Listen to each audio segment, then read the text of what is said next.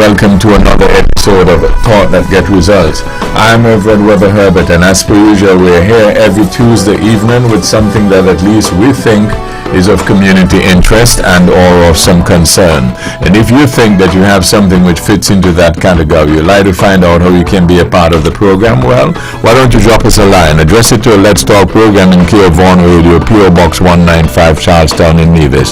Or give us a call. Our numbers are 1-869-469-1616 and or 1700. And by the way, those will be the numbers you'll use to be a part of this evening's discussion. Again, thank you all very much for joining us. This is your voice in the community, Thought That Get Results. With regard to your participation in the show, we encourage you to call in on the numbers listed 1-869-469-1616 and or 1700. Here's a suggestion. You have a question or comment, perhaps you can get a pencil, a piece of paper, write it down so that you are well organized. When you're getting on the show, take as little time as possible so that we can accommodate as many of you as we can.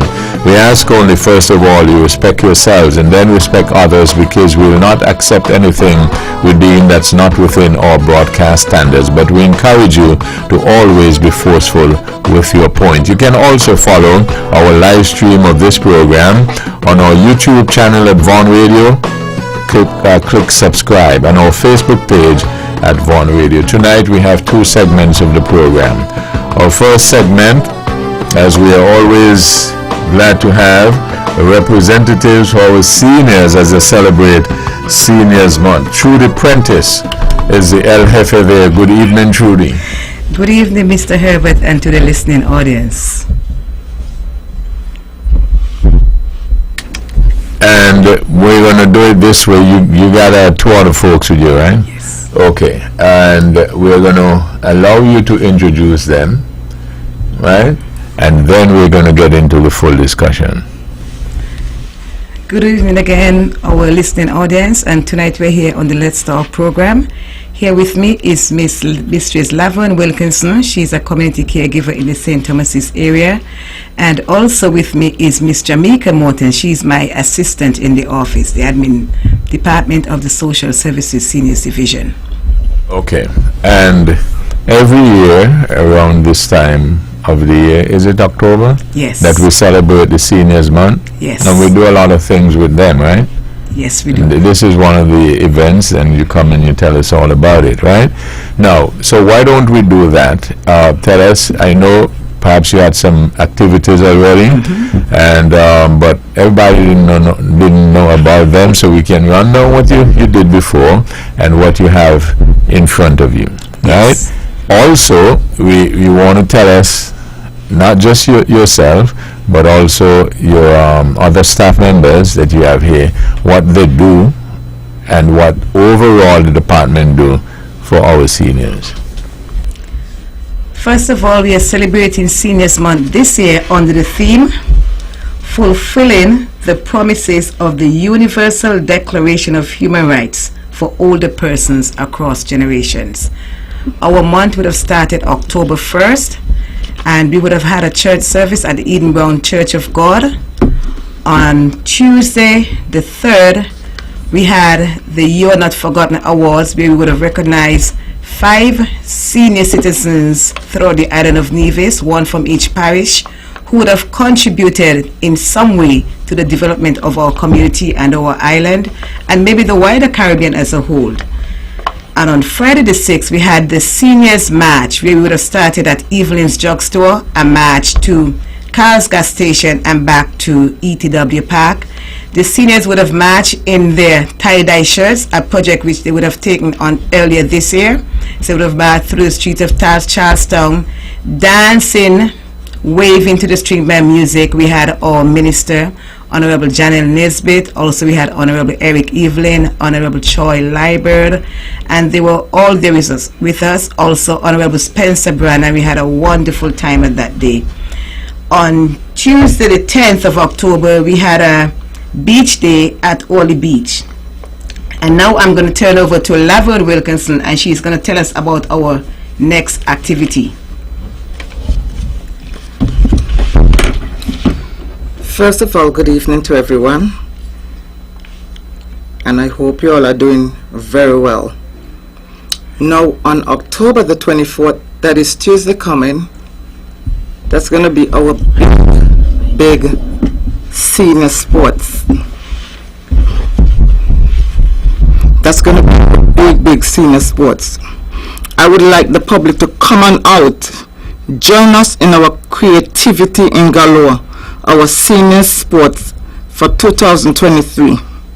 We'll have the staff races, the secondary and primary school doing races. Also, we will have the senior races. I will tell you more about that. But then we will have an exhibition with the sports team. They'll be running for us, and I will tell you, it will be breathtaking. Okay, so for the sports, the races, the activities we'll have for the seniors they're so interesting. I would really want you all to come on out. You can't afford to miss it. It will be dance with the ball race. It will be walking with water on head. Imagine you see the seniors walking with wood on head. Isn't that it? Oh my goodness. Fill up water and take it back. And you should see the seniors doing this. Thread the roll, needle, ball and spoon, or lime and spoon. Catch the ball race. Bean back throw. We will have the relay sprint. The seniors will be doing relay sprint. And we will have speed walking.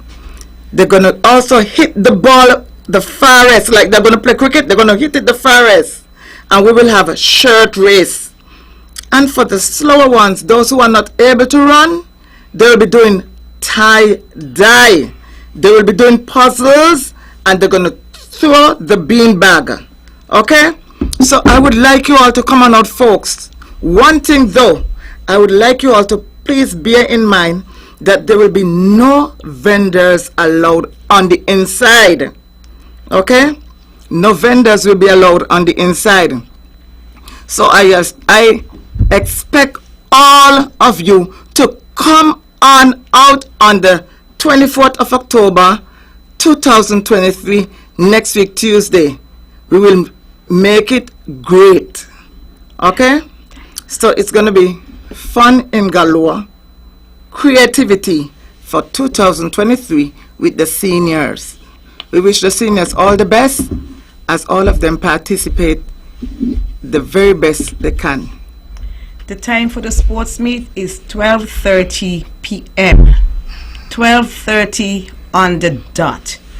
The admission fee is just a mere $10 to get you inside. I know you don't want to miss it because it's going to be the race of the century. And now I'm going to ask Miss Jamaica Morton, my office health assistant, to talk to you about another activity we have coming up. Okay, good evening everyone. My name is Jamaica Morton, as Miss Prentice would have mentioned.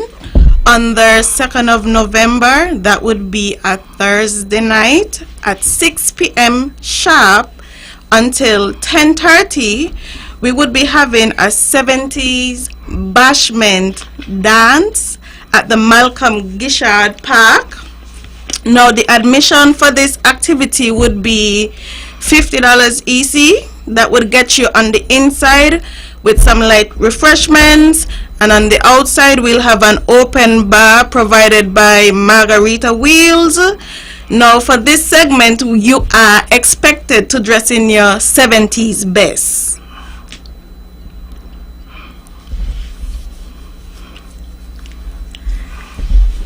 Okay, that evening we want all of you to come out in your bell sleeves, your bell pants, and if you have the short bell dresses, you can wear them, and the platform shoes. You're going to dance the night away to the 70s music. It's an event I don't think any one of you would want to miss. If you were born in the 70s or the 80s, you can't afford to miss it. We go on November the 10th. We're going to have a recycle day, and that is done in collaboration with the Navy Solid Waste Authority. where the seniors will be bringing out their plastic bottles, because recycling and sustainability is so important in these days. So we'll be joining with the Nevis Solid Waste Management Authority, and we're going to bring our plastic bottles there at Delta Service Station. The seniors are going to do their part to try and save our little island Nevis as well as the environment. On Thursday, the 16th of October, this activity was rescheduled. Initially, we would have heard the 19th of October, but we have rescheduled it until the 16th of October. It's a Thursday evening, and it's called the Seniors Elocution Contest. Miss Morton, give a little bit more information, please. Okay, so the night of the elocution contest, we have 5 parishes. So there would be 3 participants from each group. We have the St. James group, we also have the St. George's and St. John's group, and there's also the St. Thomas's and the St. Paul's group. We merged those 2 groups because they're a little bit small in numbers, so we decided to merge the groups to get a larger group of seniors. So on that night, the seniors, each group got 3 pieces that some would recite and some would read, and they would express themselves in different ways. Each group would present the items however they can by following the criteria. Yes, so we're inviting you out to come to the Malcolm Gishard Park, 5:30 p.m. on November 16th. It's a Thursday evening. Come on out and support the seniors, man, and it's a free activity. However, refreshments will be on sale. But come on out and see the seniors expose themselves. Our last activity, and please note, our month has gone over into November because some of the activities were rescheduled, and so our last activity to finish our month is a Moonlight Lime. We call it the Moonlight Lime, and the reason why it's in November is because in October we wanted the seniors to really come out and see the full moon, but the full moon in October would be close to the sports, and we don't want them to be too tired and so old, or they cannot come out to see the moon. And so on Monday the 27th of November, we're going to have a Moonlight Lime. We're going to start walking in the afternoon from Bricklin, and we're going to end up at the Butlers Community Center, and we're going to sit down and watch the moon rise. That is our seniors evening out, and we're just going to sit down and chit chat and really have a good time. So that's our month for 2023, and we are asking for the support of the general public for all of the activities. The seniors would have done their part, and now we want you to just rally behind them and just make them feel appreciated. Like the theme says, fulfilling the promises of the Universal Declaration of Human Rights for older persons. And so that is what we are trying to do by coming out daily in the month of October and November to make the seniors their rights as human beings. They're old, but they still have rights, and so we are trying to fulfill those rights through different activities and through different programs of the Social Services Department. What I would like to do here is to commend these other 2 youngsters for the work that they do. Based on, I don't know all the work that they do, but at least just to be there with the seniors, you know, and I'm sure that must inspire them and make them feel good, because our young people don't normally do that kind of thing, right? And so I just wanted to mention here, and if I could be so audacious to say, on behalf of the rest of us in the general public, to let them know how much we appreciate them doing that. Thank you. Thank you. Thank you, Mr. Webbo. He wants to know what kind of work you do. I'm a caregiver. I work in the community. I visit the seniors, and we have devotions, and we talk. If there's anything that they want me to help them with, I will gladly do it. Such as if they want their hair plait, if they even want their house mopped, if they want the clothes to be washed, and all those kind of things. Even the pressure taken, we also do that. There's a saying that you gotta have, it takes a special type of person to be a nurse and a caregiver and stuff like that. You agree with that? Because it's not everybody has that kind of patience to deal with, so you agree with that it takes a special kind of person to do this kind of thing and deal with the elderly persons, because the young folks don't have that kind of patience, correct? That is true. You have to bond with some sort of love in your heart, because you really have to be a compassionate and a sympathetic person, a person with patience to do that kind of work. Lot of love, endless love, seriously. But the truth is, you learn a lot from them, right? Yes, learn a lot. I'll give anything any day to hang around with them. Of course. Yeah, Yes. So you do that on a daily basis, whatever little assistance they need. Yes. And do you find that if you're very cooperative with them, they're very appreciative? Very. They miss you and they always want to see you come back. If you don't come back on a certain time, they will look for you. They want to know. They will call you or try to find out what happened to you, why I'm not seeing you. So it's a must. What I found, and you can also tell me, and anybody can chime in, what I found in interacting with them is that they're very genuine. And I wondered if it's because they have gone through most of the stuff already.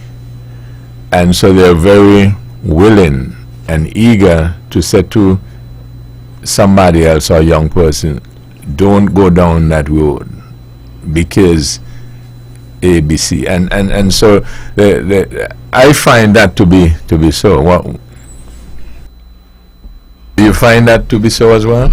Yeah, I would think it's a level of maturity and they're very experienced. Okay? I will say that. And like you said, they've been through the worst. There's Yeah, they've been nothing there. else that can happen They've been there. that can really surprise them. Yes. Maybe except COVID. That might have been their only surprise. But everything else, I think they've Yes. seen it all and they've basically done it all. Yes. Been there, done that. And reliving their life over again as their young days. As a senior citizen, being a part of our recreational group.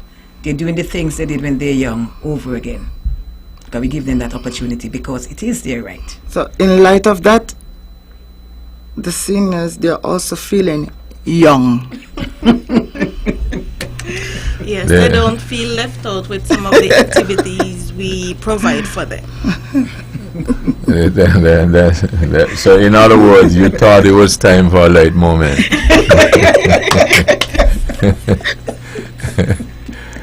But that's where that's where we this is the headquarters for it, so that's okay.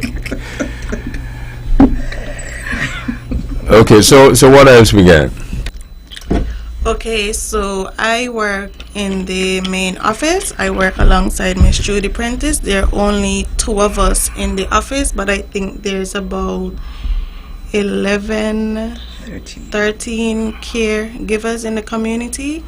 So what I would do in the office, I would deal with the requisition for the Hot Meals program. We have a Hot Meals kitchen located in Gingerland that provides food for seniors on a daily basis each week, and I would do the orders, anything related to that, to make sure the kitchen has enough supplies for them to cook the meals.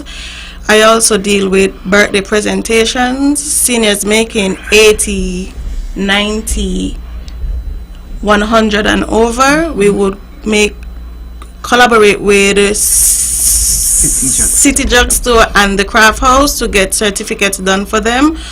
Also, we'll provide fruit baskets, the camera if necessary, and we'll just have a brief ceremony with them. Sometimes we do it with their families, or if they're having a special occasion, and we'll participate in these events.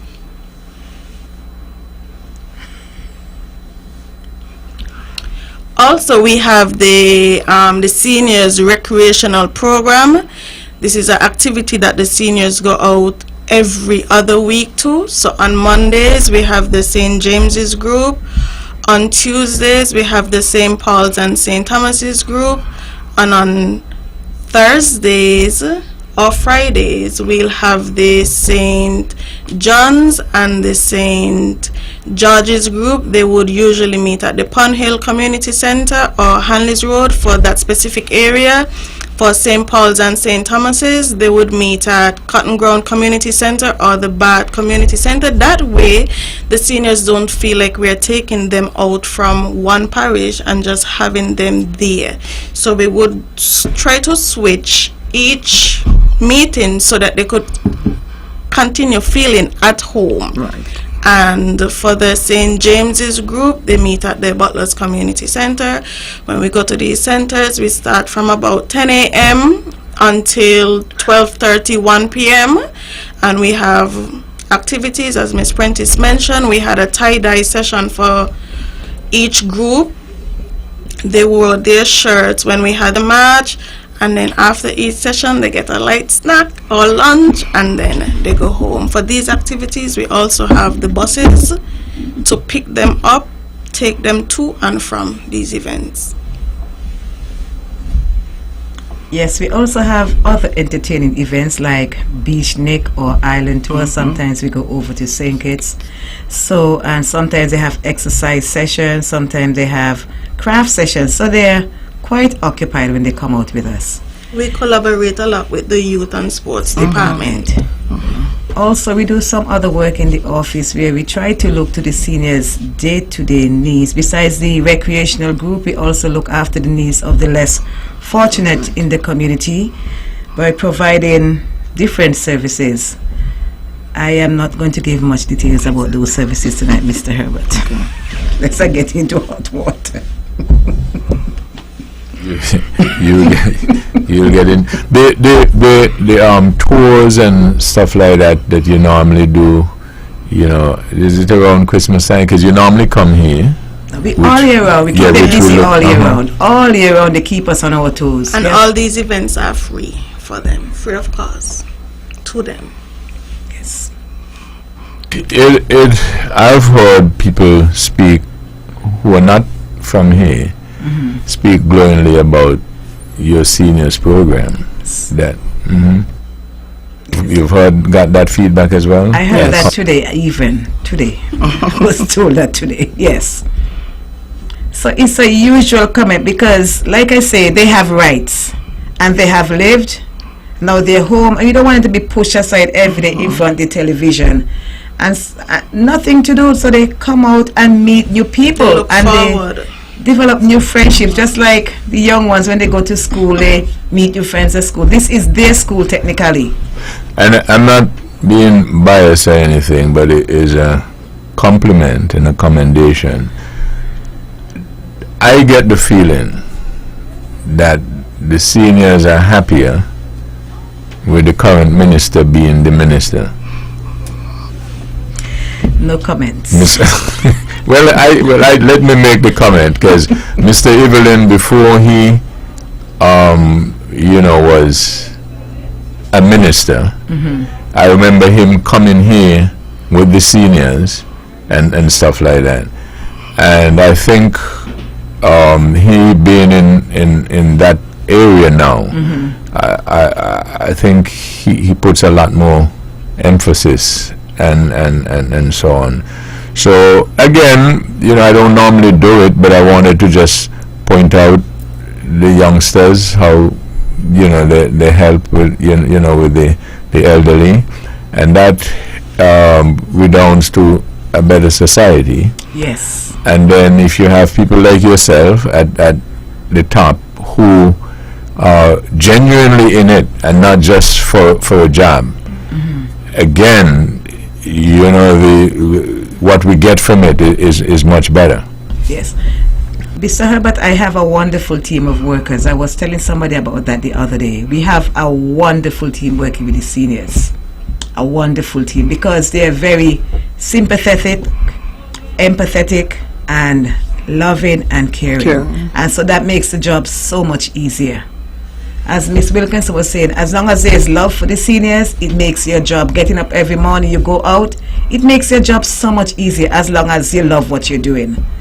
And that is what people are supposed to do, love their jobs. And it makes it so much easier.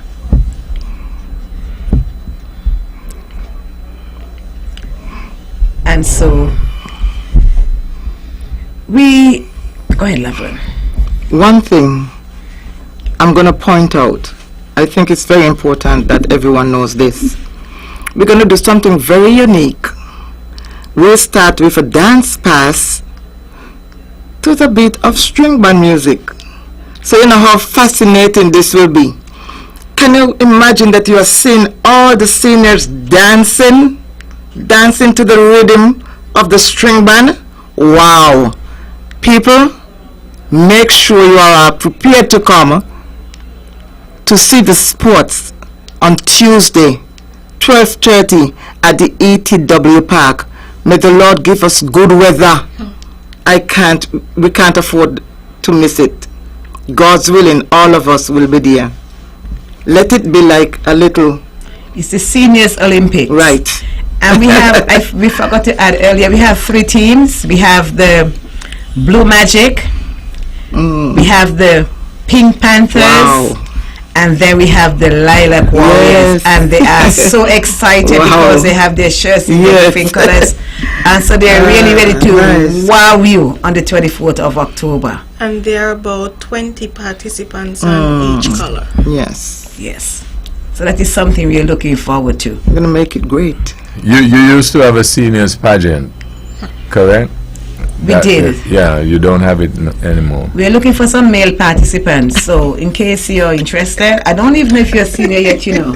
But we're looking for some male participants. Why would you look for male participants? Because for Work with me. the past 2 years, Mr. Herbert, we've had female participants. And we know we have males in Nevis, wonderful senior men. Never mind, we only have 3 in our group, so we only have 1 male race. That's a disadvantage. So perhaps after we have the male pageant, the men will start coming out to our seniors program. They'll be motivated. They'll be motivated. That's the word. Yeah, I think you have it mixed up though. From what I know, it is the ladies or the women who always insert themselves into what the men are doing, correct? I think you all call it Mr. GQ. Okay, so you don't have it. When you had one before the COVID, right? Yes. I think it was 2018. Okay, that normally is a hit. Yes. We're thinking more on the elocution, though. The seniors are going to showcase their skills in that. It's Yes. not a pageant, but they're going to show you what they can do. They're going to do a psalm. They're going to do Psalms 46, and they're going to demonstrate what it means to them through their voices and through their actions. And then they're going to do a reading, Be an Inspiration. And then the last one is Count Your Blessings, because I know we take so many things for granted, Mr. Herbert. Too many things in this little island we take for granted. So the seniors are just coming out to remind us of how blessed we are in our little island. Count your blessings. I had an aunt, that was her favorite song, Count Your Blessings. Yes. She was my friend. Oh, really? Which one? Because I have a lot of aunts, you know. The same one that lived right by that tank. Auntie Flo? Yes. Oh, okay. Wow. Yeah. She could have cooked. Oh, really? She was a nice person. Yeah. Yes. Just to mention one thing before we move further, for the 70s dance, the entertainment would be by DJ Smudge. Do you know DJ Smudge, Mr. Herbert? DJ Smudge? I only know DJ Melissa and Shamika and I want to do it, and Jarvis and. So that's why we're inviting you out to a dance, because I know you were born before the 1970s. Yes. And anybody born before then should be out on that night. So you're inviting me out to a dance? Yes, Mr. And that will be dancing with you, But though. you won't be dancing with me. But I'll make a deal with you. Once you get who I would want to dance with there, I will be there.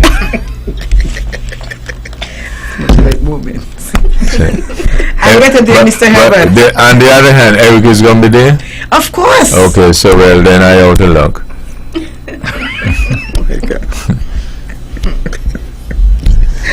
Okay, well, so in what else we got? So we can, those folks who are just joining us, let us repeat what we have left.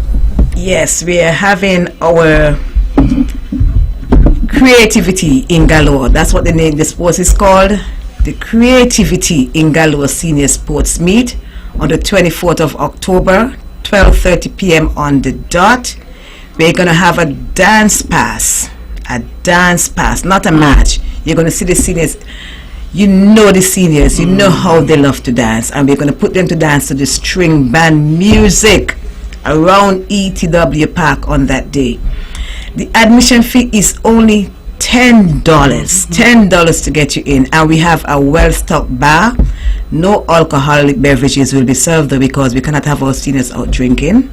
So for those who are coming out expecting alcohol, no alcoholic beverages will be served. It's a seniors function, just like the school children. No alcohol. Seniors, no alcohol on that evening, on that afternoon. We're gonna have the bashment. It's a 70s dance, the bashment. And Mr. Herbert, I know you know about the 70s, and I know you know about Tina Turner and Percy Sledge and the others. I don't know them very well, but they're and also Joseph Niles. And also Joseph Niles. All of them. And the Chuck Wagon Gang. And the Chuck Wagon Gang. So we're going to put them. Those are my thing. Joseph Niles, the Chuck Wagon Gang, Regenerated Singers, and all that. Yeah. Betty Jean Robinson. Yes, all of them, Mr. Herbert. Yeah. But we're going to have Tina Turner and Percy Sledge, and they used to say, when a man loves a woman, that song we're playing on that evening, I can tell you that. And the other one they say, put your sweet lips a little closer to the phone. Whatever it is on that night, Mr. Herbert, is going to be an evening. Anybody born before in the 70s, the 80s, and before then, please do not miss it. It's just $50 to get you in. That includes your meal for the night, so you're going to dance the night away. On the 27th of November, I'm fast forwarding, we're going to have a moonlight lime for our seniors. We're going to bring them out in the afternoon, and they're going to walk, and they're going to sit and watch the moon come up over the sea in Butlers. We're going to sit and chit chat, just have a night out and have a good time. The elocution contest, that is November 16th, as I was saying earlier, is the seniors being unsure with what some will be reciting, some will be reading, but they're going to put themselves into the reading and just bring MGR Park to life on that evening. They're going to bring it to life. Yes, it will be eloquence and enthusiasm. Yes, the seniors. For the 70s dance, tickets are limited. Ms. Prentice forgot to mention that. And this activity would be open both to seniors and the general public. Yes. So for those who didn't hear from the beginning, those are what we have upcoming. Please come out and support the seniors. We're asking you to come on out and support them. Let them see. Show them some love, man. They would have loved you. They would have cared for you. Just come out and show them some love for the rest of our activities, starting next week, Tuesday, going until November 27th. Thank you very much, Mr. Herbert. Admission is free for the children. The children will enter free. School children, yes. No charge. It will be free. Okay. So we thank you all very much. Thank you. And You're again, welcome. we thank you for looking out for our seniors. And Thank you. we congratulate you on the job that you're doing. Thank you very much. Next year, God's willing, make sure you come back and talk to us again. Okay. Thank you. God's willing. Thank you, God's willing. Thank you. The first segment of the program. Seniors, you just heard of the remaining events that they'll be having, continuing to celebrate Seniors Month. Make sure that you join them. The second segment of the program is coming up. This is Financial Month, and get your financial thinking caps on so that we can see what we can learn and how we can benefit from it. Back right after these.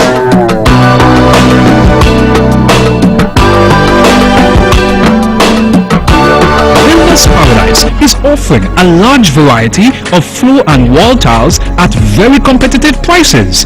Builders Paradise has over 2 million pieces in stock, lots of different styles to choose from. Whether you're renovating or tiling a new house, Builders Paradise has what you need. Wow!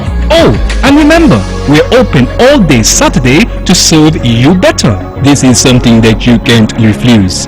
Visit Builders Paradise today at the C.A. Paul Southwell Industrial Site in St. Kitts or call them at 466-4938. Sugar City St. Kitts. Keep it sweet. Keep listening to Vaughn.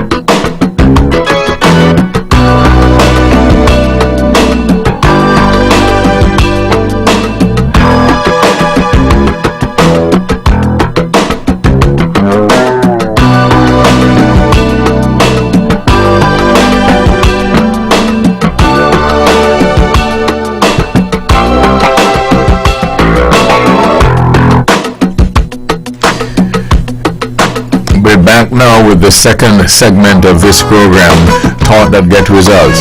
First segment featured our seniors and celebrating Seniors Month. This also is Financial Services Month. We have some folks who work in that department with us.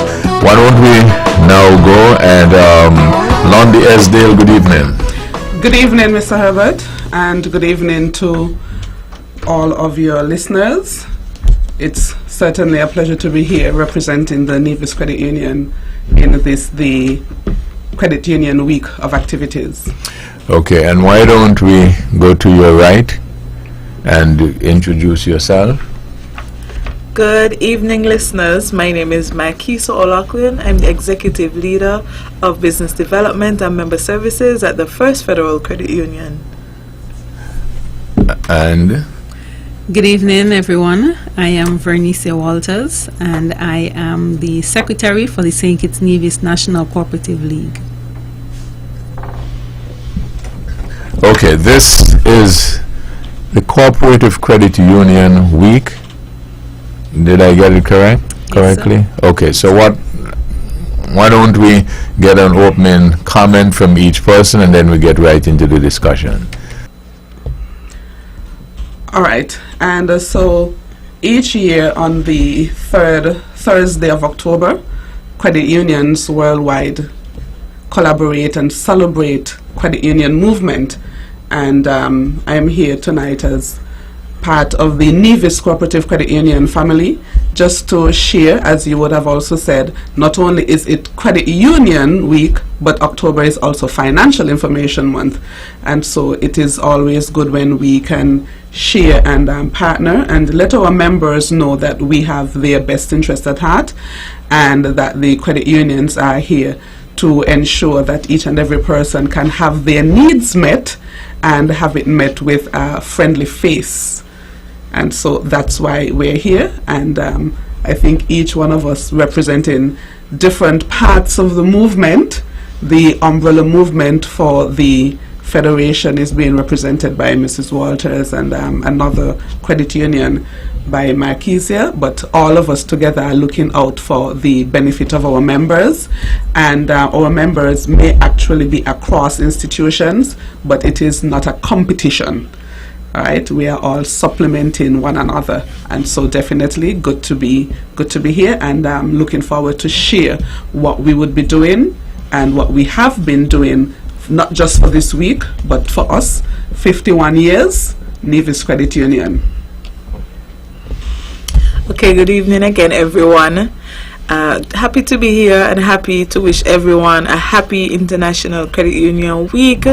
As Landy mentioned, we have Credit Union Day, which is coming up on Thursday, which is a big celebration worldwide, globally, all over the world, as it says International Credit Union Week. We have a celebration of members, helping members and credit unions in the spirit of cooperation. We work together. That's why we're here together under one umbrella to promote the spirit of cooperation. So we're happy to be here. I'm happy to be here representing First Federal Credit Union. We're actually the only credit union on both islands. We have presence on St. Kitts, and we also have presence on Nevis. So all of our initiatives we love to be a part, no matter which island. So we think of ourselves as a federal credit union, and actually hence the name. We're actually the first federal credit union, so hence the name. A lot of people keep asking about it. That's where the name came from. So we're happy to be here, and again, happy to share about everything about International Credit Union Week. Yes, good evening. So as my fellow colleagues would have shared, that we are here as part of the celebration of International Credit Union Week and International Credit Union Day upcoming on Thursday. It's the 75th anniversary of International Credit Union Day worldwide. We are in over 108 nations of the world, with approximately 300 million members, and I think over 30,000 credit unions. So we are part of a global movement, and all of us can attest to the significant contribution that the credit union movement in St. Kitts Nevis has made across the landscape. And so we are here to just continue to keep the dialogue alive, to let people know that we are still here, we are still active, we are still a viable part of our economy, and to let you know the importance of our existence, and to share with you what is upcoming this week, so that all of our members can participate and become involved, and for those who are not members, that you'll become a member of a credit union.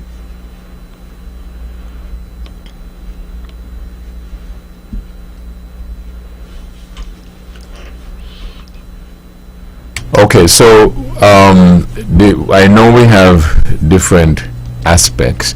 Are we doing anything that is combined so that we, to advance the cause of all of the organizations together? And also, are we doing any stuff separately? So in terms of combine, the St. Kitts Nevis National Cooperative League normally spearheads the joint ventures with respect to our credit unions in St. Kitts Nevis. And first of all, to kick off the Credit Union Week in Nevis, we worshipped on Sunday at the Disciple Testament Church of God. And in St. Kitts, next week Sunday, the movement will be worshiping at the Zion Moravian Church at 9:30 a.m. there on St. Kitts, Victoria Road.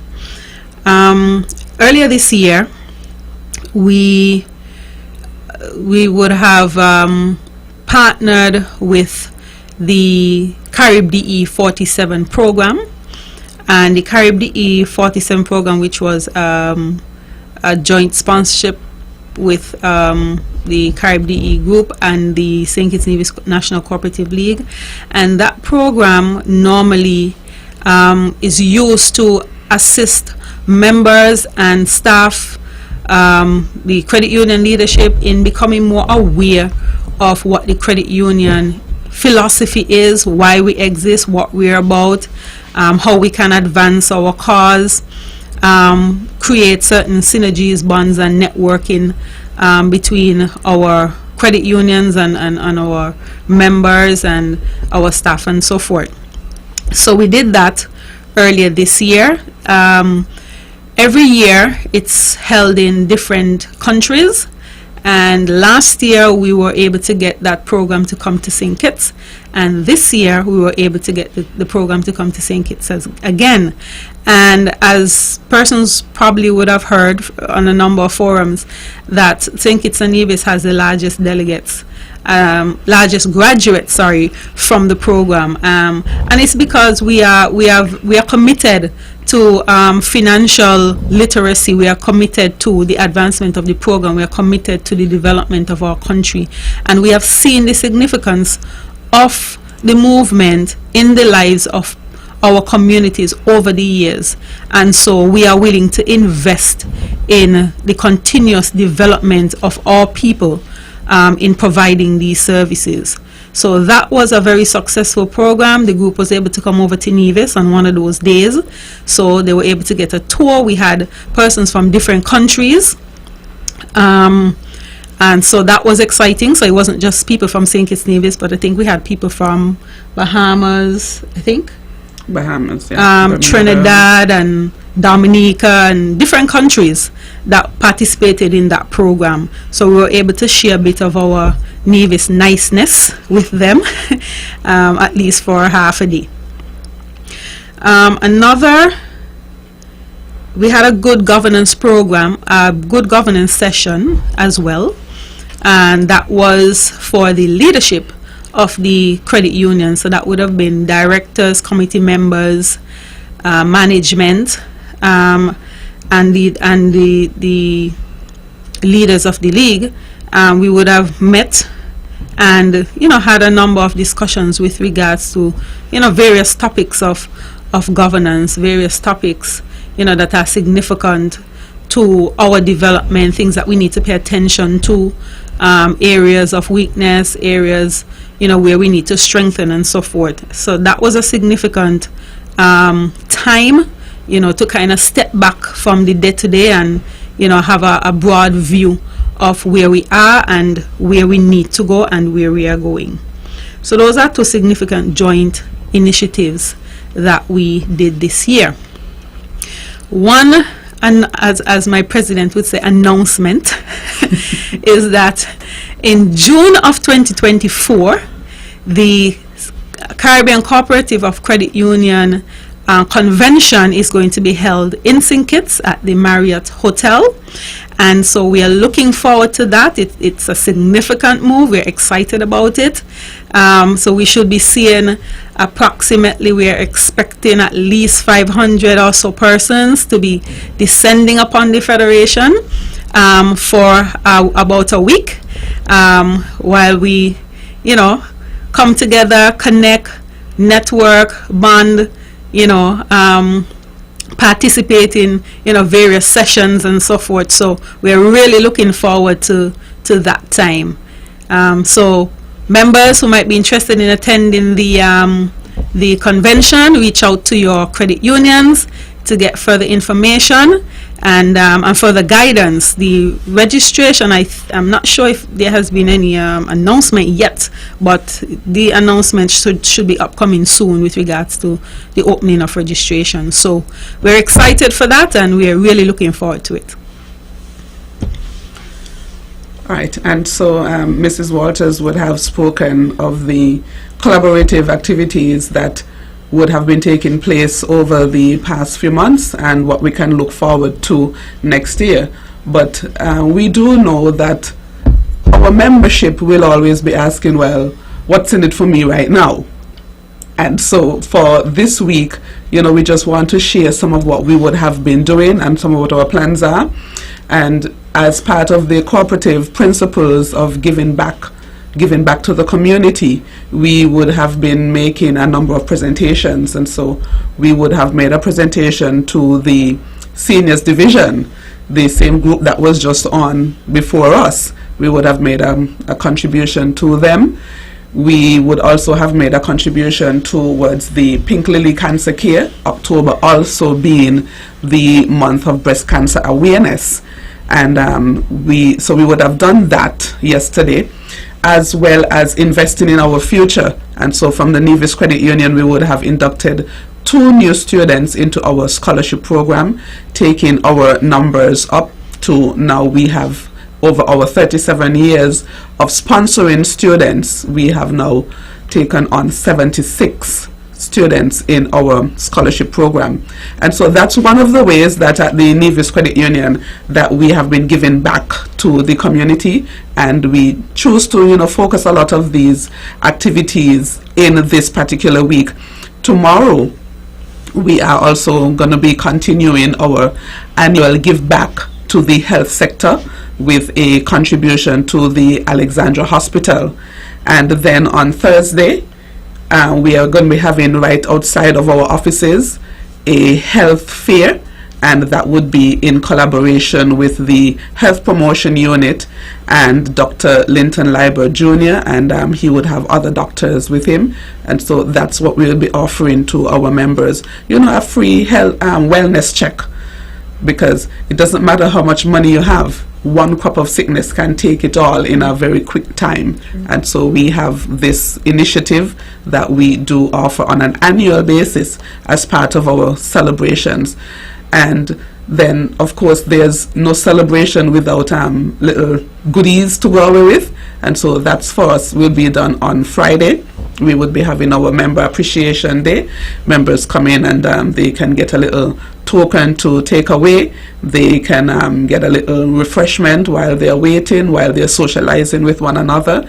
And on all of the days we would be having various members from our staff interacting and engaging and just reminding our membership of the credit union philosophies, the credit union differences, the credit union services that we offer, what makes us the preferred place to do their financial transactions.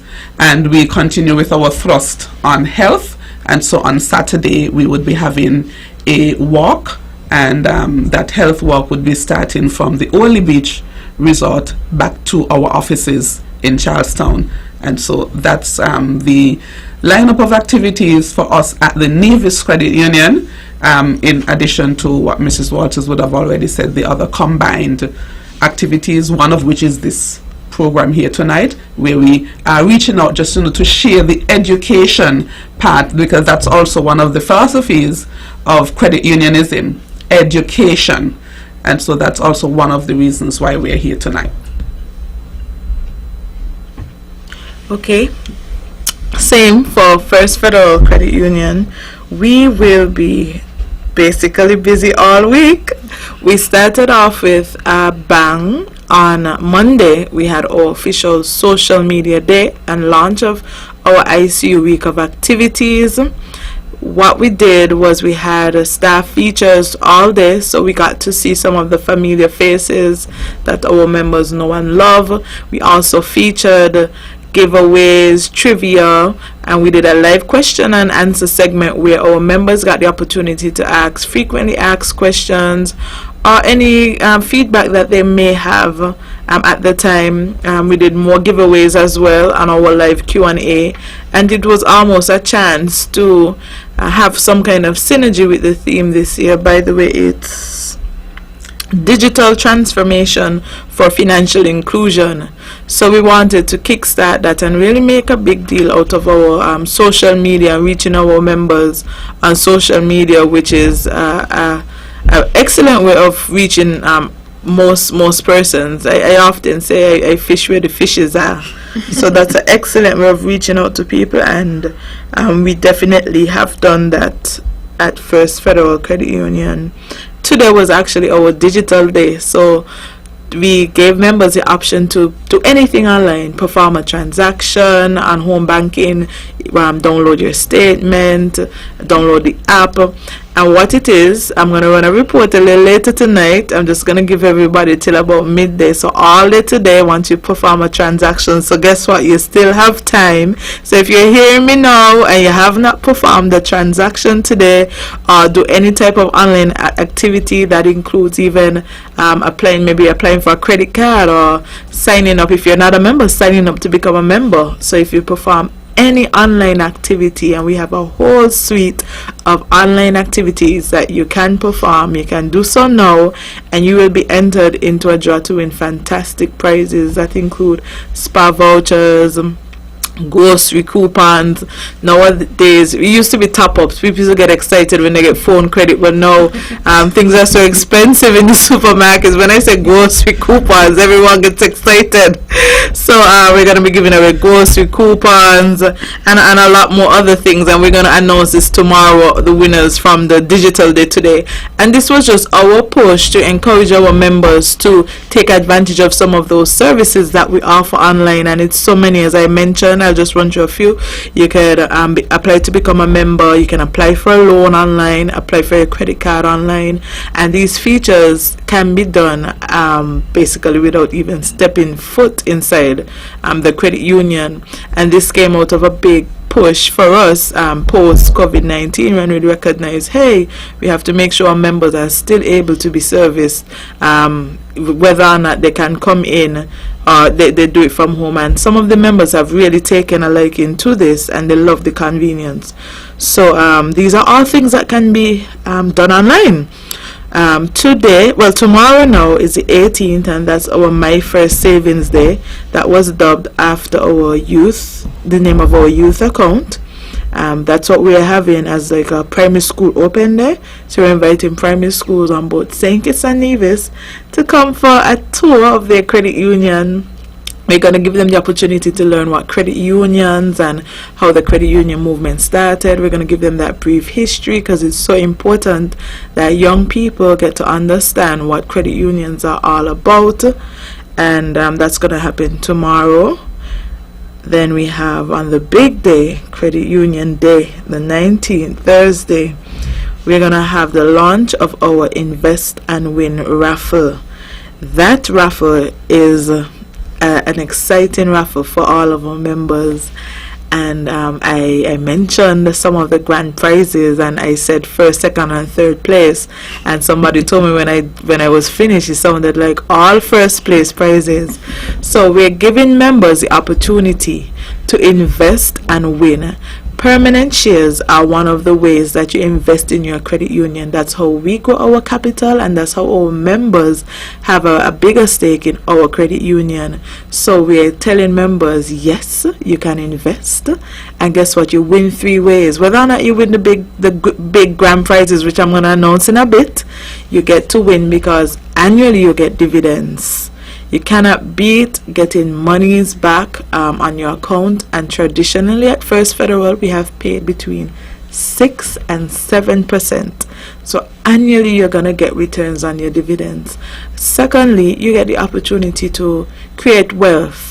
So something to pass on for future generations when you invest in permanent shares. Something to leave back for your children, your grandchildren, maybe your children's children's children. So it's something to think about when you're thinking about generational wealth, and that's very important in the credit union space. And the third thing that is a major benefit, you get a chance to be a part of the raffle.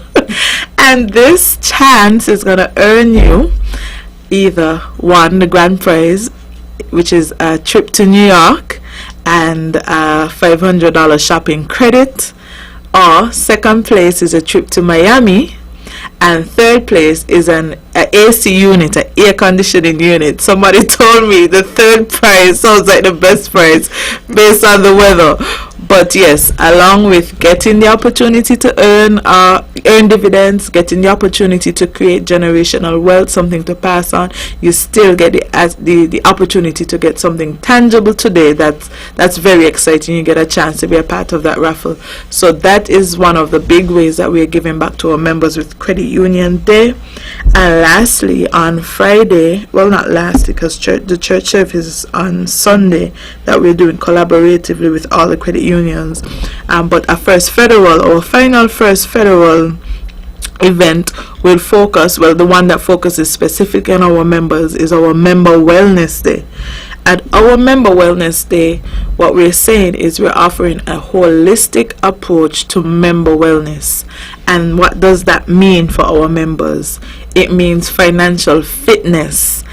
For our members, we're saying, come, we're going to sit with you one-on-one in a comfortable setting, and we're going to work through your budget. You know, sometimes you just spend and you don't know what you're spending because you can't see it. We're going to put it on a paper, we're going to write it down. We're actually going to feature a special tool that we use. It's called a member position worksheet, where we show you your net worth. Today, a lot of people, if you ask them their net worth, it's not something that's for rich people at all. Everyone actually has a net worth, and it's typically associated with wealthy persons or maybe North American language. But it's so important to know, and it really comes down to what you owe and what you have. That's all. So for the listening audience today, your net worth is what you owe and what you have. That's all it is. You take away what you owe from what you have, and you're gonna come magically you're gonna know your net worth. So that's something that we're gonna bring to our members so that they can truly understand where they stand and how they can better achieve their financial goals. The second one is your physical wellness. So we're gonna have nurses and doctors on seat, and they're gonna be providing blood pressure testing, blood pressure, blood sugar testing, and other tests and counseling services. We're also going to have another wellness check. We're going to see how is your relationship with us, and we're going to do a member profile update. So maybe you haven't seen us in a while, come on down, let's get to know you some more. Make sure you bring your IDs. Let's get the IDs updated. For this, we're giving you a chance again. Did I mention those grocery vouchers? We're giving you a chance again to win prizes when you give a member update on Friday. And lastly, we're going to invite sister cooperatives. A lot of people don't realize, but cooperatives also include farmer cooperatives. So we're going to invite our sister, maybe cousin. Let's say cousin, because our sisters are right here with me. My sisters are here with me. So I'm going to invite my cousin cooperatives to share in fruit sampling. So we're going to have cold pressed juices, fruits, fresh fruits for our members.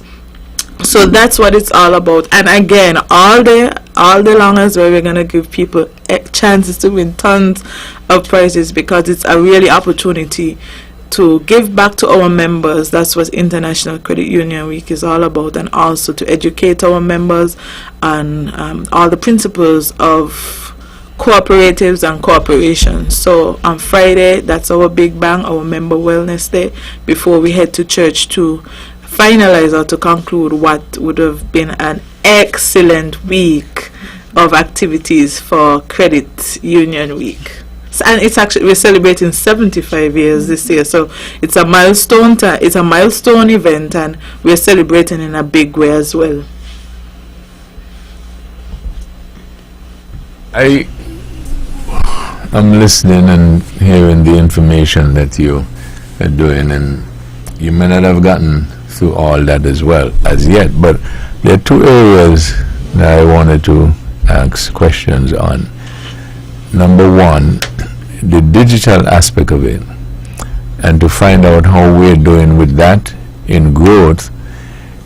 You just mentioned you're celebrating 75 years, correct? But she meant 75 years of International Credit Union, right? Yeah. And so even in Nevis Cooperative Credit Union, I note, Lundy, you said 51 years. Yes. And so you must have a base of persons who will drop in the older category, correct? Yes, we do. Right. So I'm interested in knowing how we're doing with moving them along in the digital age.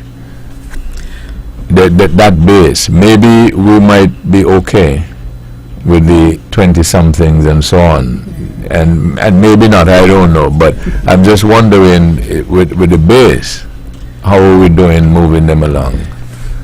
You'd be surprised to know that even though that base may have resisted at first, because we like the old-fashioned way, we've got our book and we want to see what's in our book, they are actually excited that at any time they can log on and see what their balances are, that they can do certain things without having to actually come in, that they can use the various platforms, and some of them are even more familiar with the platforms, Facebook, than I am, and the other LinkedIn and YouTube channels and so forth, and so they do communicate and they do make use of it. And one of the products that we at the Nevis Credit Union would have launched recently in December of last year is our prepaid debit card, and we've gotten those, and when I say we have members in their 70s who are excited about having their prepaid debit card, and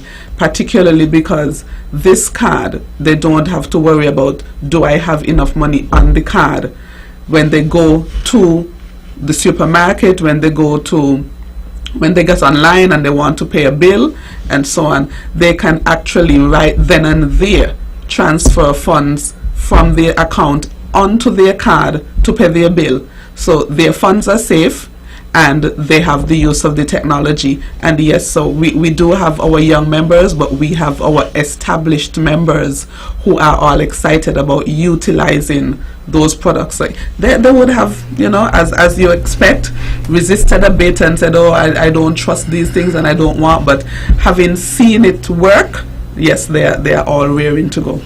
And so I gather that the software that you use, whatever, very user friendly? Yes, it is. Yes, it is. The other aspect that I was interested in knowing about is the continued growth of credit unions. How you think we've been able to do that, whereas in the general growth of business in the islands and in the society, to me, it doesn't seem as prolific. For instance, in having partnerships, because from year to year you would hear financial ministers or prime ministers and so on and so forth speak about how the citizens can, instead of, and these stuff are not working out a lot, looking for foreign investment, direct foreign investment, so let's say to build a hotel and so on. Why not form partnerships, cooperatives from within the society? After all, we were able to do it successfully with the Nevis Cooperative Credit Union, the First Federal, etc., etc. So why is there something that is happening, why that is not spreading out further? I think that comes down to the education aspect of it. Most persons are looking primarily, what can I get out of it? But when the education part kicks in, and we can start see it's not what I can get out of it myself, but it's what we can get out of it, then we find that the entire mindset changes. And if the mindset changes, then we will have the buy-in that is necessary to get that going. So the education is a major part of it, and that is one of the credit union, the cooperatives philosophies, as Mike Easier said. It's not just credit union, because credit union is just one cooperative, right? And so once we can get that change, that reset with how we think, and how we work with each other, then that is what is needed, and that's what has been happening bit by bit. Bit by bit. But the truth is, though, that some of the people who are sold on cooperatives are in the credit unions. There are a number of persons who are part of the credit unions with the same philosophy of partnering. So, here's a hypothetical. The three of you plus myself are part of the credit union. And we understand how it works, we see the benefits and everything. But that's for the credit union, Nevis Cooperative Credit Union, First Federal, etc. So, in terms of expanding the economy, and we're looking for a hotel expansion, so we say, well, let's see if we can find some investors from the United States or Europe that have the capital of, let's say, $10 million. But that same $10 million is also amongst us. But we don't want to combine now to go and do that other partnership. Okay, I agree somewhat, Webbo, in that there is work to be done in the space, in the credit union space, to achieve that type of growth. I see what you're saying. Growth on a larger scale, not just within our own smaller network of credit unions, growth that impacts nationally. I would say, however, that if you think about the economy and every economy of the world, we often tend to think of these grandiose things, a large hotel, a large golf course. That's what we think of major investment. Right. In our space, when we think of major investment, and when you really think about who keeps this economy afloat, it's the small businesses, it's the Randys of the world at Lime Beach Bar, it's the gas frees of the world, it's the Dayton gas stations of the world. When you think about these small businesses, these are who employ our people. These are who continue to attract some of the same foreign direct investment, because the money keeps circulating and you do attract investment from overseas. It's not a closed economy at all. It's a global world. Globalization is something that we are not afraid of as credit unions. We actually do invite that type of investment. So when you think about how we support our small businesses, and when you think about the economy and how the economy thrives and how the economy grows, I would say that credit unions are right there in this space, and we are the ones that make it happen. I'll give you a small history lesson. I'm not even sure if I should give you a history lesson when I think about my age. But within the credit union space, credit unions initially came up about simply because there was an unbanked segment of populations around the world, not just in St. Kitts, people who the banks just wouldn't look at. They're not going to watch you because you don't have funds, you're not wealthy, you don't have the collateral to do what you want to do. And look at that, credit unions exist just because of that.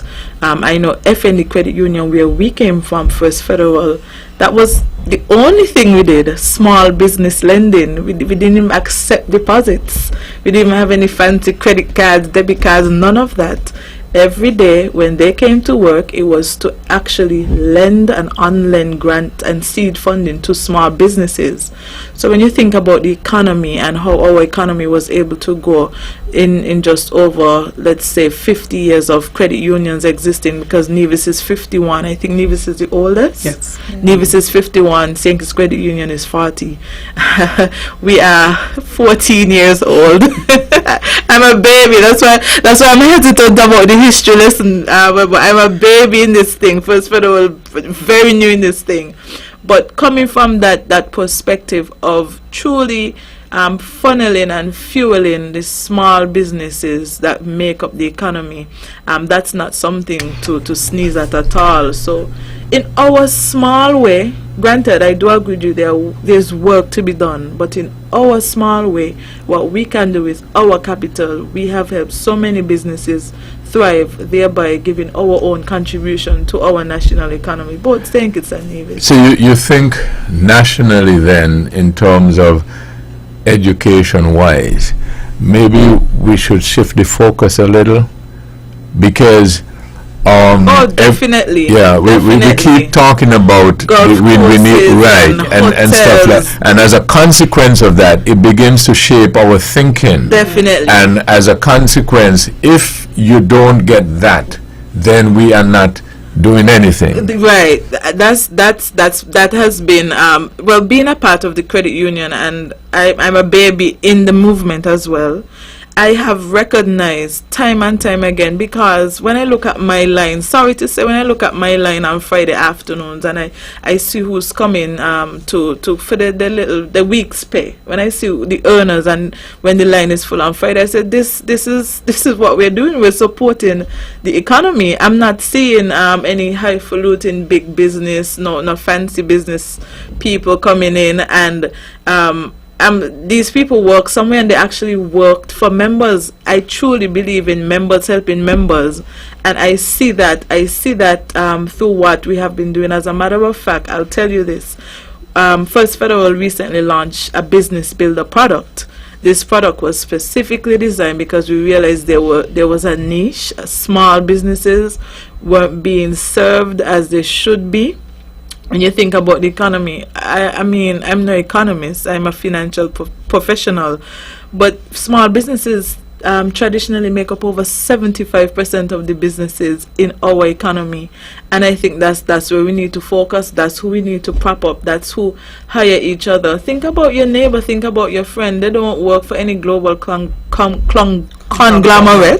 They work for another small business. So we truly have to think about how we can support our own and grow our own businesses. And again, so people, they even don't like the term small businesses because they say it kind of limits them. So we could think about them as growing enterprises and not limit our thinking of what they can do and what they can achieve. The numbers are there. Maybe it's a smaller footprint, but they truly make an impact. So it's just for us to really shift the paradigm.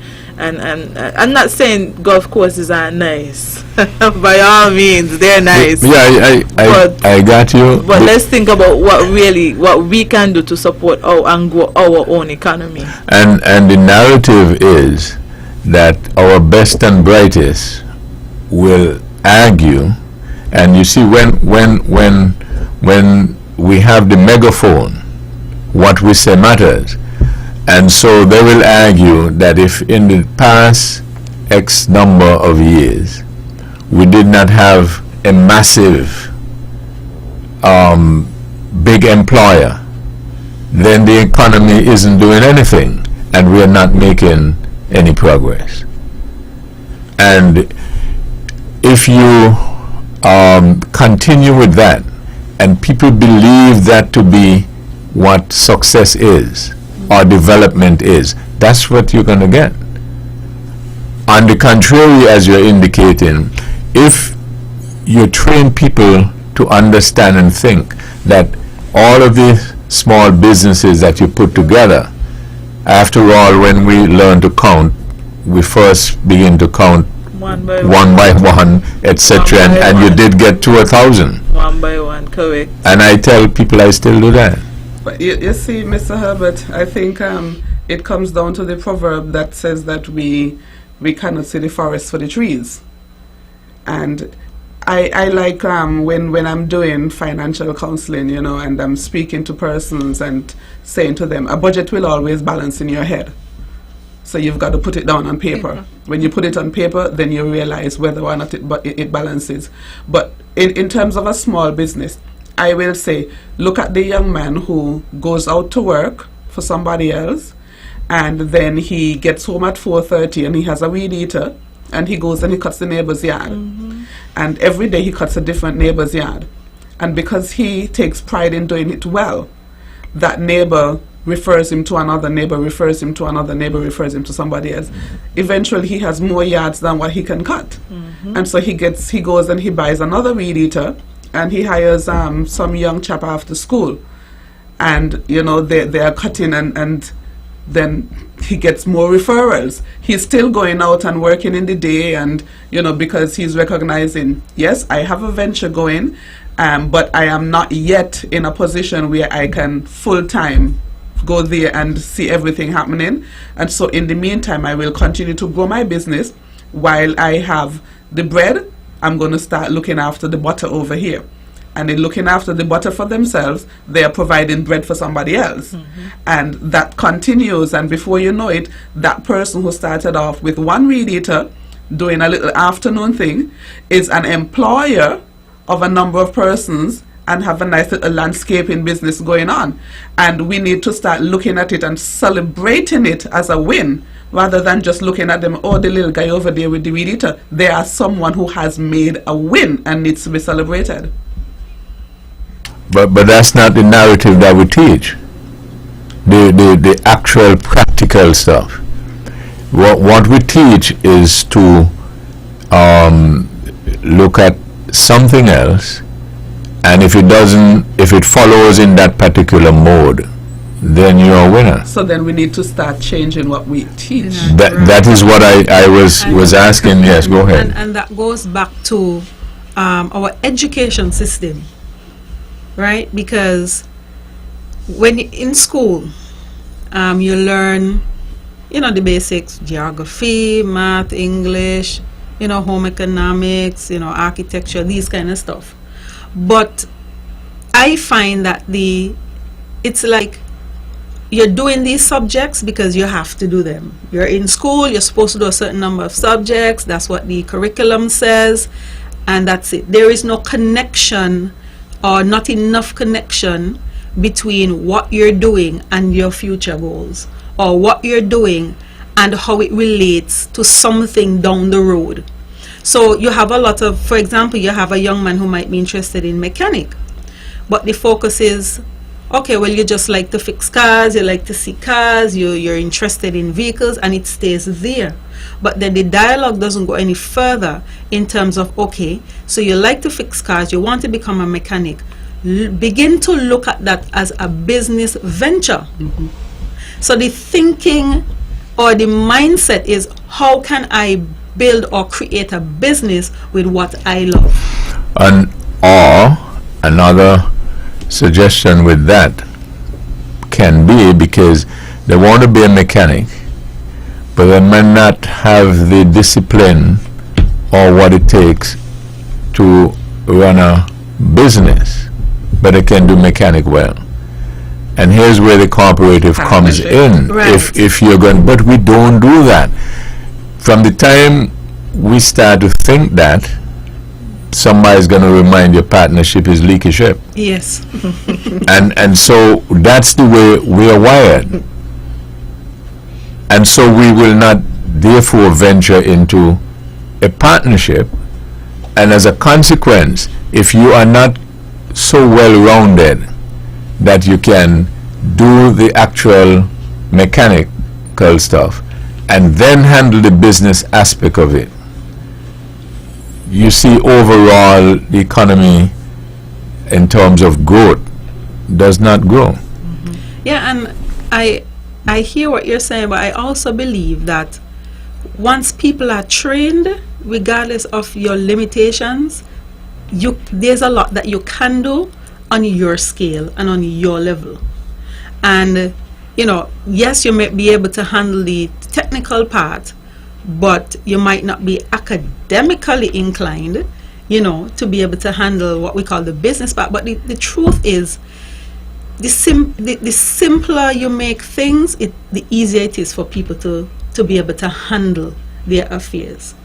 So you have to take time to sit with people and show them how they can easily manage their sphere and make it adaptable to their understanding, to their capability.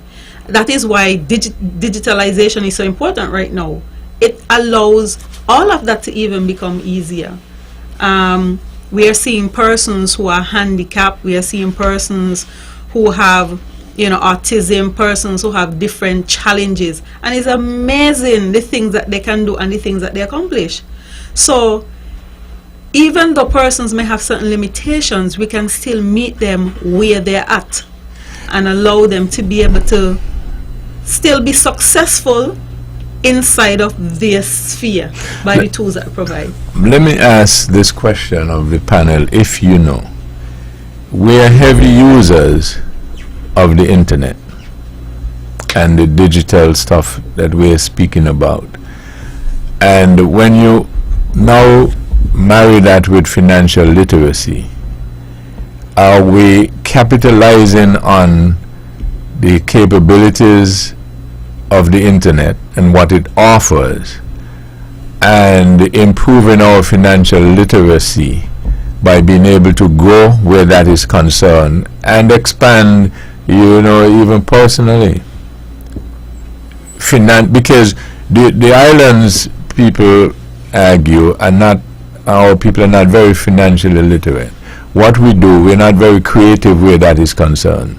We follow the traditional way. For instance, if I want to start a business now, the first thing I probably think about, I'm told that I have to go to the bank and see if I can get a loan. And then there's a lot of red tape, etc., etc., etc. Because that is what the pattern we've been taught. Mm-hmm.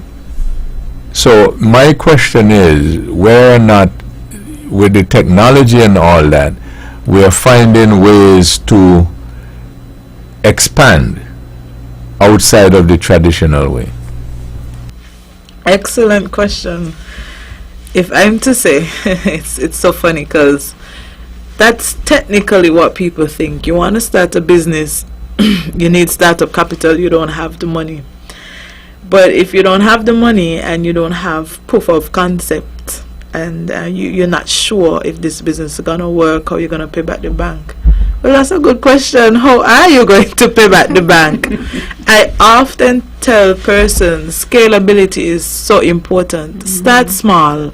Again, you don't have to come with a big, highfalutin, grandiose thing in your head. You're going to get there. That's a must. If you do enough and you do it well, you're going to get there. So you start small. If it's that you want to own a bakery, start by selling cupcakes, maybe cookies. Check on your proof of concept. See how much you're earning, see what needs to be done, see if you could bake from home, from at home. Some of my best bakers still baking at home. They don't have any fancy cakery anywhere. So see if you can start there. And then after you have a proof of concept, I actually would advise people, don't go take the bank money or any money until you know that you can actually pay it back. Because you have to pay back. A lot of people think it's a grant, you know that? Well, I know someone who folks are like that, right? But if you can get the cooperation in there, I don't know if this is where Mr. Herbert is heading. But if you can bake and I can bake, but I say, you know what? Here's $50. Go and buy some flour. And Vernicia says, you know what? Here's $50. Go and buy some spices and so on and so on. And you do the baking. And as you bake and you continue to grow, we are happy with you because we are all partners with you. And then sometime down the road, you come back and you say, listen, here's $20 on dividends on your thing. We are still partners. Correct. And we might very well say, you know what? You just might be able, based on the product that you have already established, instead of giving me this dividend, why not, let's see, because I have noticed a trend, people are interested in this, and so to put it back in and get another product out there and expand your business. And so it is that we have supported you in getting your little cakery going, you did not go to the bank. But you had sufficient members, and this is the education that we have been talking about with cooperatives. This is what it comes down to. But we are the ones who have to change the rhetoric. We are the ones who have to decide what is the conversation going to be. And if we keep saying that the conversation is go and bring a plan and borrow, rather than go and bring a plan and collaborate, then that what we teach is what will be learned. That is correct. So, do we have the courage? Vanicia was talking about the educate, but do we have the courage to get it changed, though? I think that we're not doing as well as we should, based on the question that you're asking, in terms of the using digitalization and kind of moving away from or balancing the traditional approach in terms of education and reaching people and using the internet. I think we can do better in terms of producing more content, short snippets and so forth that you see. People are always on TikTok, they're always on Facebook and Instagram and so forth, and I think that we can do a whole lot better in being a bit more targeted in addressing some of these same concerns, or getting in content out there, and also making ourselves available in giving financial counseling and stuff like that. Now, the financial counseling, it has come with its challenges, because sometimes you take the time to try to counsel people, try to give them advice, try to help them to understand how the financial sector works, how to position themselves and so forth. But they want what they want, and they want it now. And so you find that sometimes they might listen to you in the moment, but then when things get better, they go back to their old habits. So you also have that challenge where people are not willing to stay for the long term, to work over time to achieve their goals and so forth. They want everything now, and it's not just the younger generation either. There are, interestingly, some adults, who have that mentality. But that's what you have to change, and over time, because as you mentioned with the education system, we still define somebody as bright or smart or intelligent if they can pass 25 subjects. Right. As opposed to a person who has the creativity to make $25 million. Right. They will still view that person, because they only pass 6 subjects, as dunce, and call the person who passed 25 as brilliant and who's still looking a job.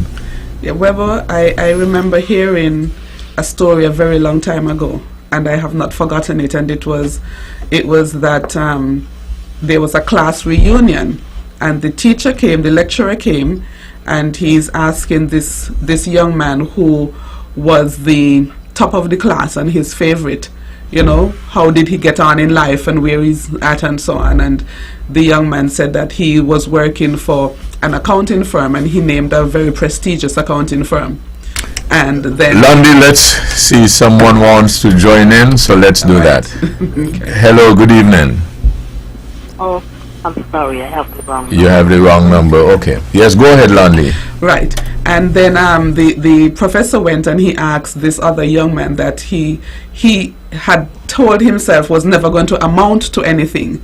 And he asked him, well, what are you doing? And he expected, to be told that he's doing nothing. And the young man, in a very self-effacing way, said, well, I have a couple of guys that I have, and they have a couple of weed eaters and what's not, and and some lawnmowers, and we do a little landscaping. And then he pointed to the guy that worked at the big accounting firm, and he said, and he does my accounting for me.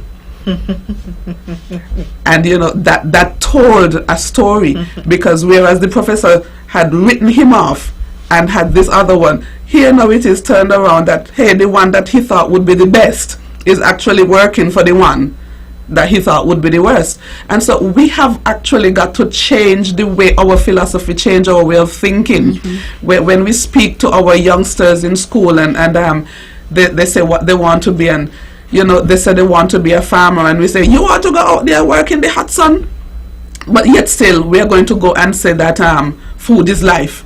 But somebody has to work in the hot sun. But then, beyond working in the hot sun, maybe we can say to them, well, what about organic farming? What about getting a little container and putting up some stakes inside of it and having things going up rather than across and so on, and utilize all of those little things. But if I have the idea, the concept, and I can't do it, sometimes I hold on to it rather than sharing it with somebody else who can do it.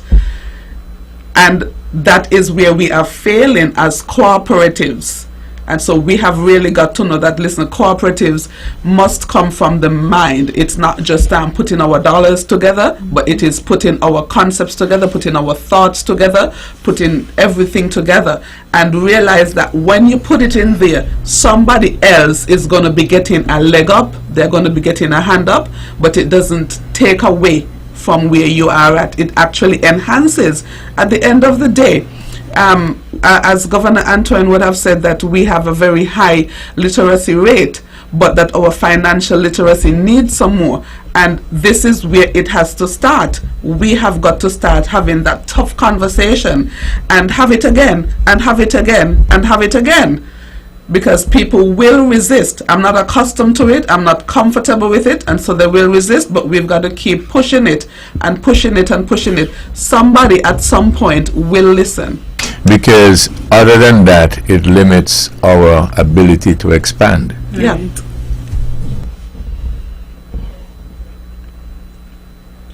Okay, I think we went off a bit. Maybe we can get back to what we are focusing on for Credit Union Week, right? Or it was okay for us to go off and well, finance, credit union is a cooperative that deals with finance. Exactly. So we didn't go off at all. And one of the philosophies, as we would have said, is member education. Right. And so member education is always going to be key. So whatever else we are offering, we have different products and we have similar products, but one thing that we all offer is member education. Do you find that in your membership, in terms of the credit unions, that persons within the union who are part of the cooperative and who understand how a cooperative works, do we find instances of them now doing things together in terms of cooperatives and doing a business, for instance? Do we find that? We do have some of that. We do have some of that that is still happening. What may be lacking is that whereas they would try to bring other people in, if those other people cannot get the vision, then it's not going to work. And so as much as I see that it is something good and I try to bring you in with me, because I can see how you can grow, unless you can see it, it's not going to happen. Right, because that's what I'm saying. We need to grow in anything and expand. One of the things, a little bit of history lesson, is that the Nevis Credit Union, whereas we are celebrating 51 years as the Nevis Credit Union from 1972, the foundation was actually back from 1965, and that same thing that you're talking about now, that was what the struggle that went through, and so in 1965 it was the civil servants, and that cooperation was lacking, and so in 1966 it became, okay, let's revamp it and make it Charlestown, get a few more people inside, and that too, it struggled, it continued to struggle. And then after the Christina disaster of 1972, there was an eye-opening moment. 1970 Christina disaster, right? There was an eye-opening moment, and it was like, okay, you know what, we've got to be able to do something. And so that is when we also had more persons who came on board. Our former Premier Joseph Parry, he would say that he was one of those persons who started pushing it then, because with that disaster he saw that Nevis needed to have something like that. And so he was one of those who, at that point, who came on board and started pushing and pushing and pushing, so that in 1972 the Nevis Credit Union was now reconstituted. And so that other failed cooperative that would have been there from 1965 and had a few members who kept struggling and kept pushing, and even in that it took a while for it to take off, but the persistence was there. And with the persistence being there and the education happening, we didn't have airwaves like we do now. But what we had were people who were willing to go out and beat the bushes and go out all hours of the night and throughout the length and breadth of Nevis to get the message out there, and to collect the $1 and to collect the $2 and to collect the $3 and so on, and pull it together and let people know that, hey, you might look at it and say, my $1 cannot do anything. But if you have 1,000 people who give $1, you have $1,000. What can $1,000 do? And they got the message out there that $1,000 can make a difference.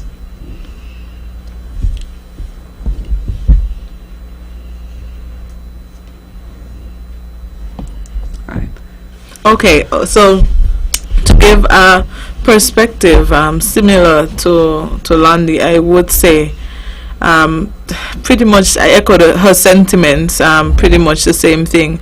It's critical, it was very important for us, and if you think about how our membership works, and even the member education, and truly the impact that we made in the community. Actually, Landy started out by saying that we are here, we're based for the community, we're serving all. If you think about the growth of the movement and how credit unions operate, it's all within that same realm.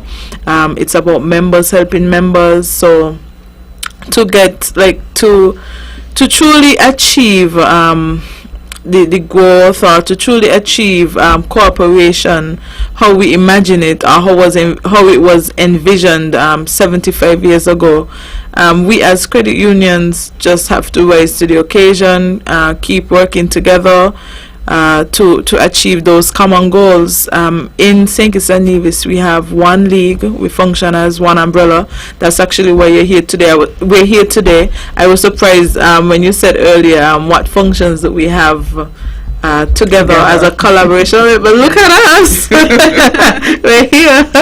So part of it was... But you would agree, though, our DNA is not, by and large, built up that way. We're more competitive, and when we compete, we don't get along. It happens in some of the churches, in politics and all that. What we feel in a lot of instances, that once we are competing, we are not supposed to get along. Do you think, do you then think, because most of us, some credit unions, maybe not First Federal, but some credit unions are 20,000 members strong. Do you then think it's just a matter of a helping hand or holding hand within our credit union structure? That's all that is necessary, because credit unions, we exist today, 20,000 members are helping 20,000 members, but it's in a formal structure. I think that's the credit union difference. You see, there's accountability, there's governance, that's how we're able to achieve what it is. Maybe people are afraid of what you said in that because it's an informal way of doing things. But within our credit union, I think that's how we almost formalize or just bring it together. Yeah, but you see, that's where my intrigue is, and I'm always looking forward to when you all come for this discussion, because I like to talk about finance, right? Because it makes the world go round. But I'm always intrigued as to how the four of us, under the heading of the credit union, can accomplish such great things for such a long time. But when you put the four of us under another heading, it's not working. That's the power of the credit union movement. That's it. Well, so then what we do... That's our aha moment for tonight. So what we do then is... Join a credit everything union. that we are doing, we entitle it credit union, and then maybe it works, because I truly think that we can be more powerful as a people than we are if we can get along and get the thing done. But as I said, most of the things don't work for us because we don't know how to cooperate. Yeah, I think the as Markeisha was saying, I think structure has a lot to do with it, and the credit union movement. We have, for example, the World Cooperative Credit Union. Then we have the CCCU, or the Caribbean Cooperative of Credit Union. That's for our region. And then you have the leagues, and then you have the smaller credit unions. So there's always that backing, there's always that support, there's always that forward thinking, you'll always have that group of people who continue to push the movement, who continue with the passion, who continue to get the message out, to continue to show that it works. And so you have a legacy. So coming into a credit union, you know that, hey, this structure works because it has been in existence since 1948 for the last 75 years. So I think sometimes outside of that and coming together as a smaller group, it's like in the back of your mind, you're like, is this gonna work? Where's the legacy? Where's the continuity? Then so what is the value and the benefit of brilliant people? I like to refer to the scripture. Verified, that's what it is. And there was a particular discussion going on I was reading the other day between Jesus and Nicodemus. Thing knows about the Bible a lot. Landia don't, and Miss Waltz as well. I don't know so much about you. But there was this discussion, and what fascinated me about it is there was a segment as Jesus and Nicodemus are having this discussion, and Nicodemus asked Jesus a particular question, and Jesus said to him, "You are a leader and you do not know that?" So I am asking, we have so much brilliant people and we can't figure out how to make the islands more prosperous and all that, how to cooperate and how to do these things. So what is the brilliance all about and for? But if we all have egos that says that we must be the leader, then that is where the problem is going to. So you are so brilliant, you don't understand that you have to put your ego aside? To be a great leader, you must first be a great follower. And we have not mastered the concept of being a great follower, and so that is why we cannot master the concept of being a great leader. And in cooperatives, in credit unions, I would like to venture that we have been working on that. We have, and that's why we have the structure, as Mrs. Walters just said, from one level and moving on up. And you can only get from one level to the next because you have mastered the first level and you have put something in. You have brought ideas, and it has grown the movement so that there could be the need for the other level to continue to operate. A thought actually crossed my mind when you were speaking. And I think sometimes part of the challenge is, I mean, even with your brilliance and whatever, I think sometimes the challenge is seeing, for persons to see where they fit inside of a space. So you come up with an idea, or you want to move forward, with a project or a business idea or whatever, and you want to collaborate with a number of persons. But the question is, what are the competencies that are required to be able to build this thing, to grow it, to advance it? And seeing where you fit and being comfortable in functioning in that sphere.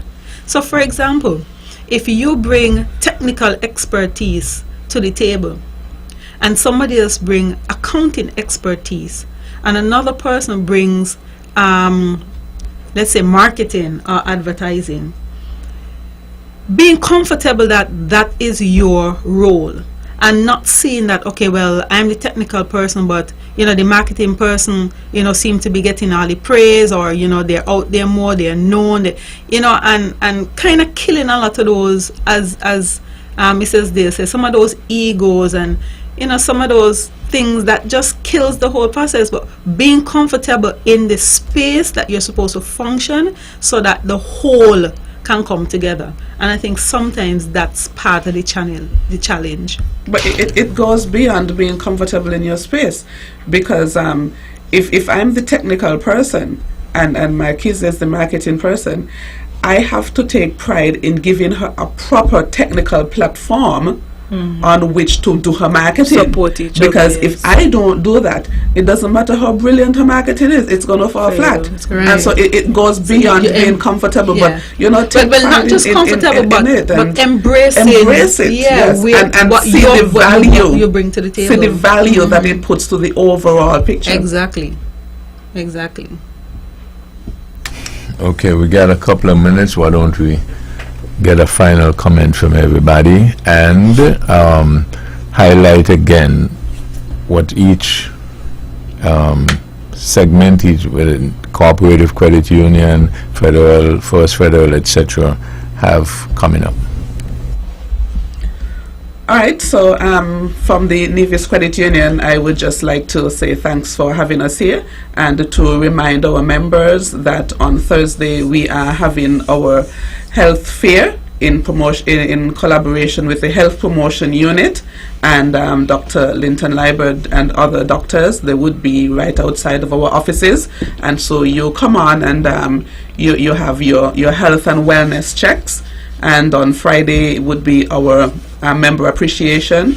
So you come in and you partake in the giveaways and so on that we would be having, and some light refreshments. And then on Saturday we go back to the thrust on the health, and we're having the health walk that would be taking place from 6 o'clock in the morning, starting at the Wally Beach Resort. And throughout the week, as we continue to engage and to share with our members on the credit union difference and the various products and offerings that we have, that you would not be able to find at other financial institutions other than credit unions, and just to big up the credit union difference, and to remind each one that credit unions survive because we make them survive, and credit unions thrive because we put in the best that we have into the credit unions. I'd like to invite everybody this week, if you are not a part of a credit union, join a credit union. Any credit union, pick one. Any credit union, pick one. Because guess what? At any credit union you go to, you're going to get that credit union difference. You're going to get that personalized service. That's what you're going to get. So this week of all weeks, I'm inviting everybody to just pick a credit union. It can be Nevis Credit Union, St. Kitts Credit Union, First Federal Credit Union. As a matter of fact, before we came in, I was Police Credit Union. When we came in, I was speaking to Landy about her First Federal Credit Union membership. Just inviting her to become a member, because it's not a competition, as we said. It's a partnership. It's about cooperatives, and I would like everybody in our population to experience the credit union way. So I'd invite everybody to join a credit union this week for Credit Union Week. There's so much happening across the islands for all of the credit unions, and that's it for me. I'd just like to wish everybody a happy Credit Union Week. Join a credit union. We're celebrating 75 years of credit unions globally, and this year's theme once again is digital transformation for financial inclusion. So we're inviting everybody to join our movement, join a credit union movement today. Thank you, Mr. Herbert, for having us this evening. We always look forward to sharing with the diaspora what's happening here in St. Kitts Nevis, and most importantly what's happening at our credit unions. I would just like to take just a brief moment. Of course, we have St. Kitts Credit Union that's not here and Police that's not here, but just very quickly, so tomorrow St. Kitts Credit Union will be having an open day for students, primary school visits, They'll be having employee appreciation, and there's going to be a radio interview at ZIZ at 10 a.m. on the GQ show. On Thursday, they'll be having Member Appreciation Day, distribution of snack plates and tokens, employee appreciation, promotional radio ads, and on Friday, they'll be having an SKCCU strip and credit union on the block. It's going to be a small business fair from 10 a.m. to 4 p.m. and there will be a live DJ. They're also going to have a loan field day, and there's going to be a car dealership display. For the police credit union, they will be having members appreciation day and fair in Nevis, and they'll be celebrating International Credit Union Day on Thursday, and they'll also be having Member Appreciation Day in St. Kitts on Friday. So the Nevis Day is tomorrow, you didn't say that? The Nevis Day is tomorrow, yes. Nevis Day is tomorrow. So lots happening this week. We are all excited. We look forward to interacting with our members. We look forward to giving back. We look forward to sharing and highlighting the credit union difference and, our impact, our financial imprint and footprint across our region and the regions of the world. And so we want to encourage our members to continue to support your credit union. For those persons who are not part of a credit union, we welcome you with open arms. And again, we want to say thank you, Mr. Herbert, for having us this evening, and we wish everybody a happy Credit Union Week and a happy International Credit Union Day when it comes. That's the last word. This program repeats at 10 o'clock tomorrow morning following the VON News Minute. Join the Honorable Mark Brantley tomorrow evening at 8 o'clock for On the Mark. Thank you all again for joining us. This is your voice in the community, taught that get results. You all have a wonderful evening.